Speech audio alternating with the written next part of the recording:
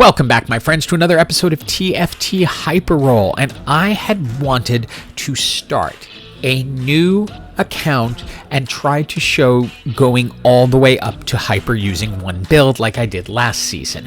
While I think it is possible using the Bruiser Whisper build I have shown, it's going to take a long time, and I think there is a better strategy going forward than just sticking with one build. And while I started this for one build, I quickly realized I wasn't going to be able to play enough games in enough time to get to hyper, just because I can only play a few games a day and a little bit more on the weekends.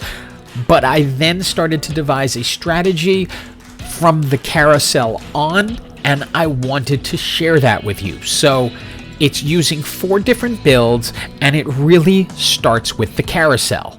Now I'm going to take you through all the builds and derivations thereof, but we're going to start with the opening carousel, and so let's freeze. And here's what I'm looking for. My first choice is a Sejuani with a chain vest or giant's belt. That will lead me into Cavalier Swiftshot's guild and so many builds that build off of that. And the giant's belt or chain vest is obvious because that gets the Sunfire Cape onto Sejuani. My next choice is either a Skarner or Wukong with a bow or chain vest, and that is because it can lead me into a Titan's Resolve, which is great for the Bruiser Whisper build, or if you end up going Wukong, it can also work into a Jade build.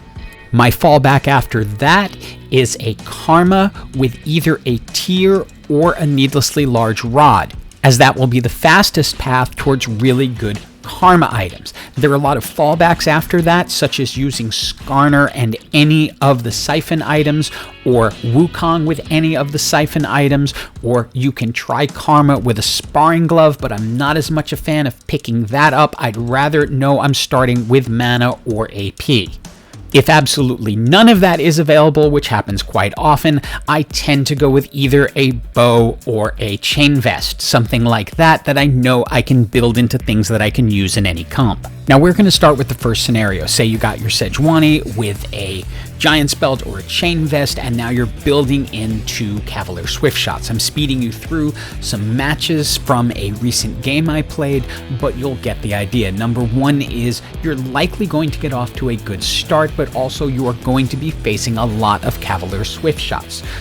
You want to create the best items you can as you make them. So if the Sunfire Cape isn't available, go for the Warmogs on Sejuani or whatever you can to just turn her into a wall so that things can't get through.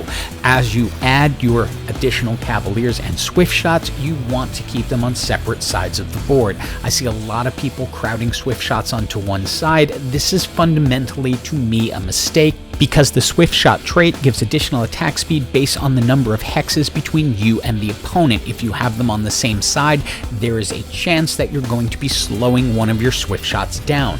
Well, both of them in that case. This way you're going to have one firing most likely at maximum speed, another one might get slowed down, but it gives you a far better chance. As you build in more Cavaliers, you just have one protecting each side, ultimately then putting one in the middle. The problem with this build is when it falls apart, and it usually does even with 6 Cavaliers and 4 Swiftshots, it has a really hard time winning, and sometimes it's even tricky to get into the top 4. But it's an excellent build to pivot from, because you're likely to have this strong start, and there are 3 key pivots I've found that you can make that maximize your chances of winning. The 3 pivots I found most effective are Shyvana, Tempest, and Guild.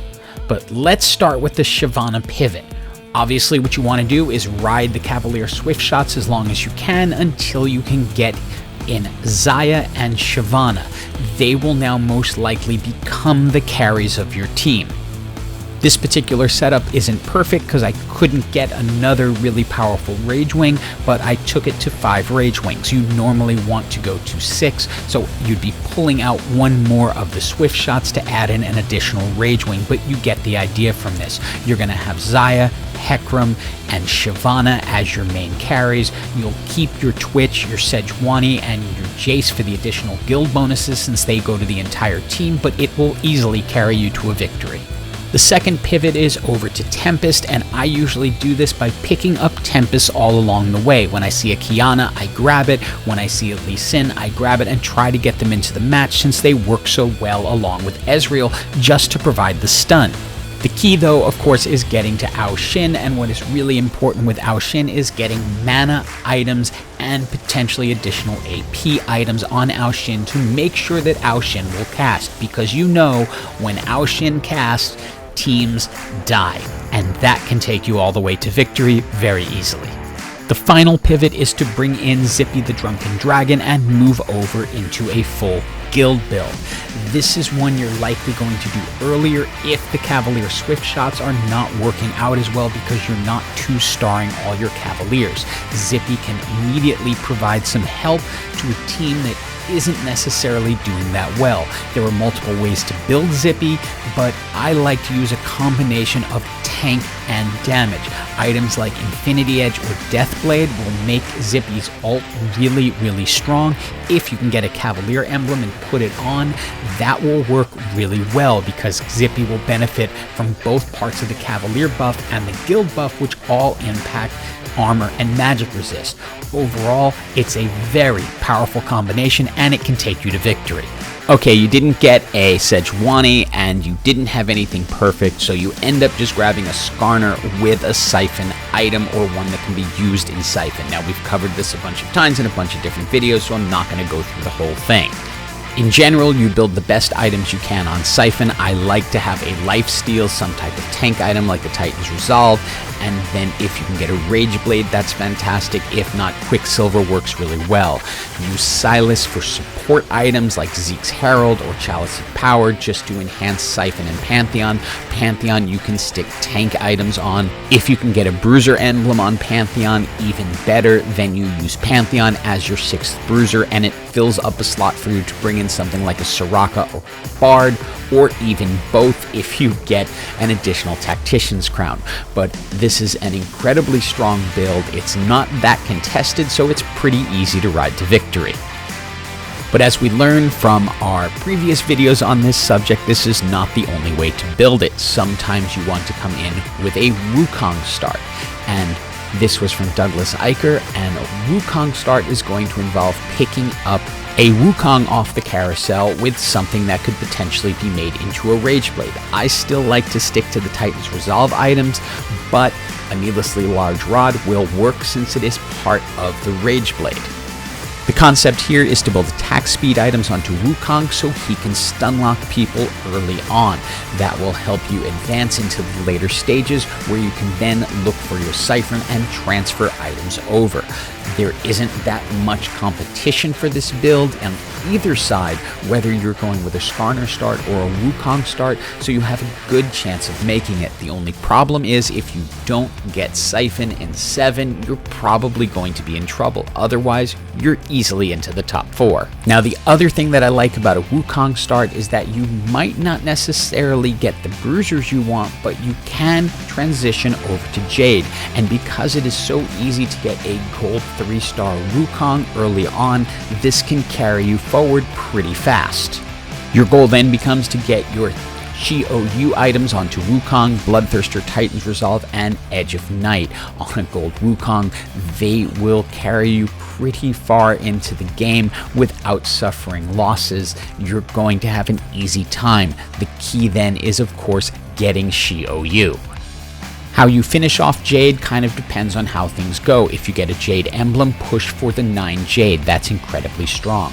If not, I found pairing with Dragonmancer and Tempest will help carry it forward into the late game and ultimately to a lot of victories. The key is then picking up your Dragonmancers and enhancing them as you go along. Either way you decide to go, Wukong is a solid pick off of the carousel because he's not that contested, so you can get him to the gold 3-star level and use him as an early game item holder to help you win early, which will carry you into the mid game. The key is then getting over to your dragon, whether it's Siphon in a Bruiser Whispers build or Chi-OU in a Jade build.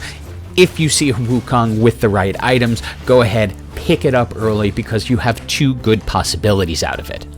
And for our final build, if None of the other things I've shown are available. You absolutely can go for karma with a needlessly large rod or a tier, because that is the essential element of getting into Critmancer. Now, fair warning, this is highly competitive. A lot of people go for it with varying degrees of success, so you're very likely going to battle for the same build. Your goal, of course, is to get as many Dragonmancers as possible, and the key items on Karma: Blue Buff, Jeweled Gauntlet, and Infinity Edge, although I believe you can substitute Raw Power like Rabadon's Death Cap. And just to drive home this point one more time, please do not stack your Swiftshots in the same place. They fall victim to Karma because of it. If you don't get Dragonmancer emblems, then you're going to want to find some type of substitute to fit into the build. I find Tempest works really well because that momentary stun will allow Karma more time to cast, and Karma's casts are very, very strong. As you can see, they can blast through teams pretty easily. I also like to keep Karma on the opposite side of when I keep Ezreal, because again, I don't want anything to be able to do what Karma does, which is blow up entire groups of champions. If you're going for the Dragonmancer Tempest build, obviously you want to finish off with Ao Shin. Spear of Sojin would be perfect, but it doesn't always work out where you can put that together. But anything that will increase mana and allow Ao Shin to cast faster is going to be key, because as we know, when Ao Shin casts, teams just die. I hope you enjoyed this video and find it useful. For those of you who have not made it up to Hyper yet, I hope it helps you get there. Starting with the Swiftshot Cavaliers is certainly going to help. The other builds are equally as useful if you get good starts with them. But the key is just keep climbing. Even if you're just getting in top 4, you are climbing and you will ultimately reach your goal. I'm going to be trying to learn set 8 as soon as it hits the PBE so that I can release a big video on release day with all the builds I found specifically for Hyper Roll. As always, hope you have an absolutely awesome day.